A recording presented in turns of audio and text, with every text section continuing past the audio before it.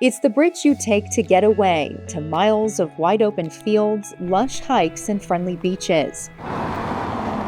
The Wapato Bridge is that link for outdoor enthusiasts and those who live on the island. Every time I come across this bridge, I'm amazed by how beautiful it is and how well it frames the island that you're coming onto. It's like a gateway onto the island. And the work that went into building the newest version of the bridge is a remarkable example of engineering and construction to fit the environment, with a massive undertaking to move more than 2 million pounds of steel perfectly into place.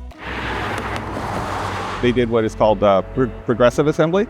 So they build part of the bridge and they connect it to another part, and then they take those pieces apart, and then they take that next part and connect it to another to make sure that everything fit upright. That's a great way to do bridge assembly, because then when we got to building the whole bridge in the field, all the pieces fell together. And building the supports that lead traffic onto the bridge was a difficult task. The island side foundations, the ground was very soupy. We had to put wick drains into the ground all over the area. Those sucked up water for a while, and then we started building the approach on top of it. The approach is made up of big rocks, like 6-inch to 8-inch rocks, and we'd pile up 5 feet of those rocks and let it sit and sink, and then we pile up 5 more feet. And we did that for about 8 months. And then when we got to the top where we wanted the road to be, we piled up an extra 5 feet of rocks on top, and then we let it sink for a year. We just let it sit.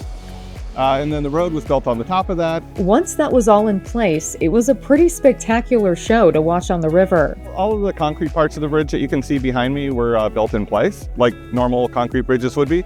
But the arch span, which is about 368 feet long, was built offsite. So we didn't want to assemble this bridge out in the field. The contractor instead decided to assemble it at Terminal 2, a dock near downtown Portland.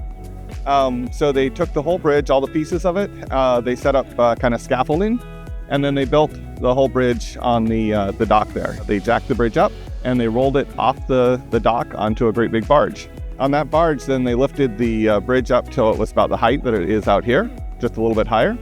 And then they floated it down the river so that then they could float that barge right into place here and then lower the bridge into place. It's very exciting and it's very satisfying. It was the culmination of, months, if not more than a year of planning. This is the final video in a new series launched this summer, giving the community an inside look of the 6 Willamette River bridges maintained by Multnomah County. To watch the full series, head to our website, multco.us/transportation.